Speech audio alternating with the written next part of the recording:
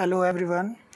So in this video we are going to discuss the second part of the matter in our surroundings. So in this part we will learn some more questions. So in regard we are going to start the first question. We are asking the first question, that is, state the two factors which determine the state of a substance. कौन सी ऐसे दो factors हैं जो कि किसी भी substance की state को बताते हैं, जो उसको डिटरमिन करने में यूज़फुल होते हैं या उसकी स्टेट के ऊपर इफेक्ट डालते हैं. ठीक है. Here are the options: diffusion and osmosis, temperature and concentration, temperature and pressure and diffusion.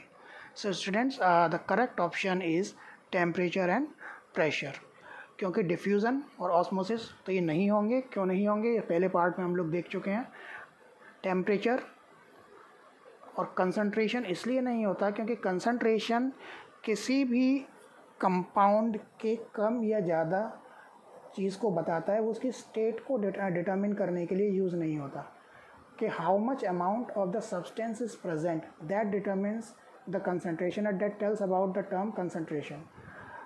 However, the temperature and pressure generally are the two factors which determine the state of substance, because just by changing the temperature and pressure we can change the state of any substance. So the correct option will be the third one, that is the temperature and pressure. Second question is, well, I think it is quite easy for you. That is, the SI unit of density is, here are the options: kilogram meter cube, kilogram per meter cube, joule meter per second, joule meter cube per second, sorry, and that is joule per kilogram. So density is what? Density is equal to mass upon volume. Mass kilogram upon volume meter cube. So I think the second option will be the correct one. Clear? Next, analyze the temperature versus time graph of water given below. Which region contain all liquids? So students, here is the graph. ये temperature और time के बीच में graph दिया गया है. इसको analyse करना है और बताना है कि कौन सा जो रीज़न होगा इसके अंदर से वो केवल और केवल लिक्विड वाला ही होगा. ये रीजन्स हैं. ये रीज़न यहाँ पर दिए हुए हैं: A, B, C, D and E. So we need to check it out that this is the baseline, this is a zero, this is the zero temperature, which is and the graph is starting from -10, और -10 से कहाँ जा रहा है? 100 से भी ऊपर निकलता चला जा रहा है ये. तो कौन सा ऐसा रीज़न होगा जहाँ पर केवल लिक्विड ही होगा? तो लिक्विड ए वाला जो पार्ट है ये तो लिक्विड के लिए एप्लीकेबल नहीं है. बी वाला जो पार्ट है वो केवल 0 डिग्री सेंटीग्रेड को दिखा रहा है. यहाँ पर भी कोई पार्ट आपका लिक्विड हो भी सकता है और नहीं भी हो सकता. ठीक. लेकिन जो 0 से लेके 100 तक का जो पार्ट जो बीच में जो यहाँ पर शो हो रहा है, 0 से लेके 100 तक का जो पार्ट यहाँ पर शो हो रहा है, that is completely eligible for the liquid one. जबकि इससे ऊपर 100 से ऊपर चीज़ें वेपराइज होना शुरू हो जाएंगी. क्यों? क्योंकि हम किसके लिए निकाल रहे हैं? हम निकाल रहे हैं वाटर के लिए. वाटर के लिए. तो वाटर आप जानते हो 0 डिग्री से नीचे या 0 डिग्री पर क्या होता है? आइस बन जाता है, बर्फ़ बन जाता है. और 100 से ऊपर क्या होता है? वेपर फॉर्म में चला जाता है. ठीक है. Then from 0 onwards to 100 it would be in a liquid form, and above 100 it would be in a vapor form, and below 0 it would be in a solid form. So the correct option will be the C. Reason C only. On Kelvin scale, 62 degrees centigrade is equal to, I think it is very easy, 62. What do you do just for solving this? You need to add 273 and 62. What would be the answer? 3 or 2? 5, 7 and 6, 13, 1, 3, 335. Option भी देखने की शायद ज़रूरत नहीं पड़ेगी आपको. 335 Kelvin. Yes, of course, this option will be, the D option will be the correct one. 335 Kelvin will be the correct option. Next question is, when a teaspoon of solid sugar is dissolved in water, what phase or phases are present after mixing? अगर किसी solid sugar को पानी के अंदर mix कर दिया जाए तो कौन से फेज़ उसके मिक्सिंग के बाद भी प्रेजेंट होंगे? अब देखिए इसके अंदर जो सॉलिड शुगर है, जब हम पानी के अंदर डाल रहे हैं तो सॉलिड शुगर जो होगी वो क्या होगी, मिक्स होती चलेगी, छोटे छोटे पार्टिकल्स में टूटती चलेगी. Clear? So the particles of the sugar will be broken down in the smaller particles and it will occupy the space of water molecules. Intermolecular space को वो ऑक्यूपाई कर लेंगे. तो आफ्टर मिक्सिंग जो हमको सॉल्यूशन मिलता है that would be the completely homogeneous solution. उसके अंदर कोई भी सॉलिड फेस हमको दिखाई नहीं देता है.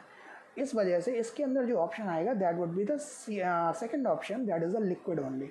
After mixing the solid sugar, the phase which is present in the solution that would be liquid, even after if we are dissolving the solid sugar. Clear? Next is, larger volume of CNG is available in the small cylinders due to its property of, जो CNG gas होती है काफ़ी बड़े amount में होने के बाद भी छोटे छोटे सिलेंडर्स के अंदर उसको हम स्टोर कर सकते हैं. उसकी ये जो प्रॉपर्टी है वो किस वजह से होती है? हाई कंप्रेसिबिलिटी, लो काइनेटिक एनर्जी, हाई इन्फ्लेमेबिलिटी या लो डेंसिटी.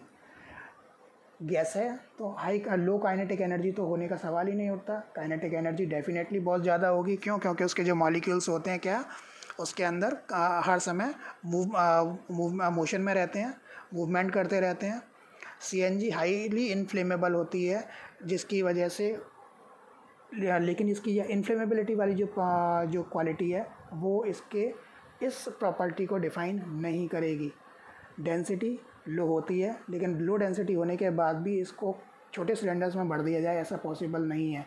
केवल हाई कंप्रेसिबिलिटी वाला जो फैक्टर आता है this one will be the correct option, high compressibility.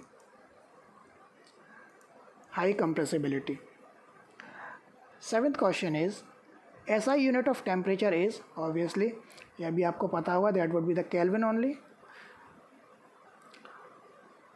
Which of the following causes the temperature of substance to remain constant while it undergoing a change in its state? Which of the following causes the temperature of a substance to remain constant while it undergoing a change in its state? क्या कौन सा cause हो सकता है?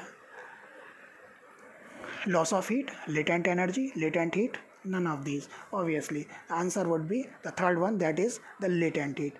क्यों होता है ये आपको पता होना चाहिए. इसको हम पहले वाले वीडियो में इसको हम देख चुके हैं.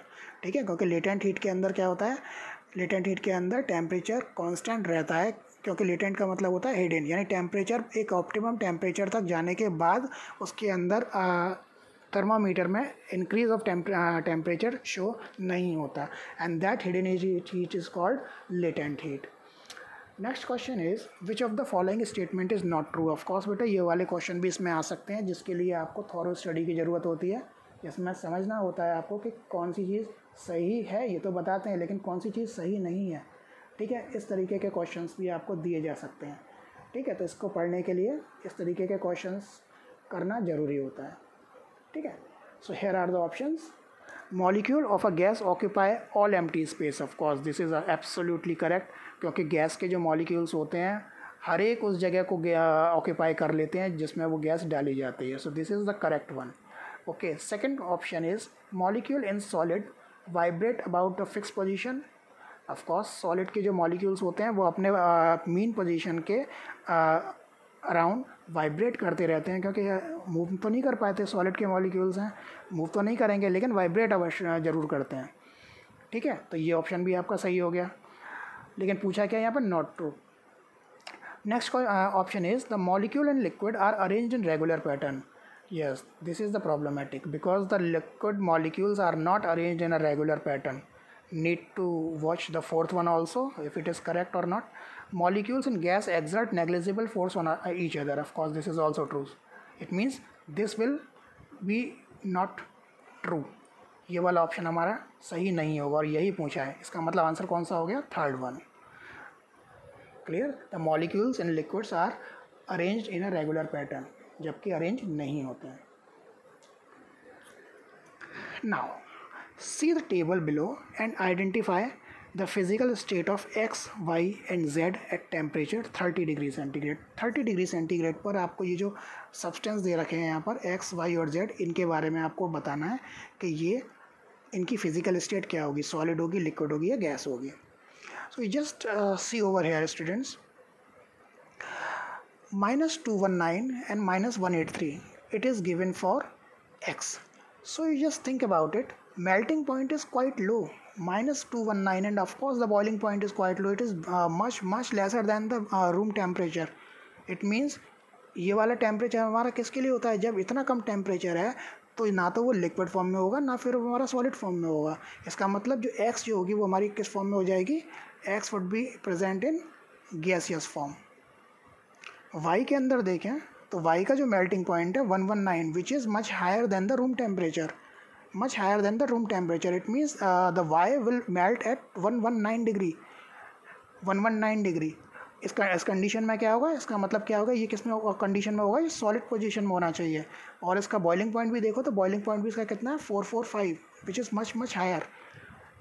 What about z?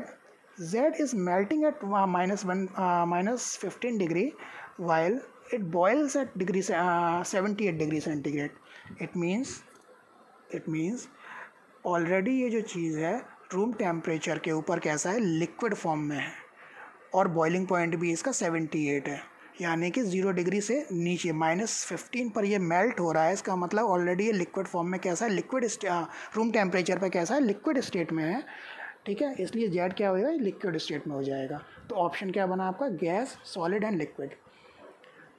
Now you just check out this pattern, gas, solid and liquid. It means the second option will be the correct one. Okay students, so I think this chapter will be understood by you very clearly.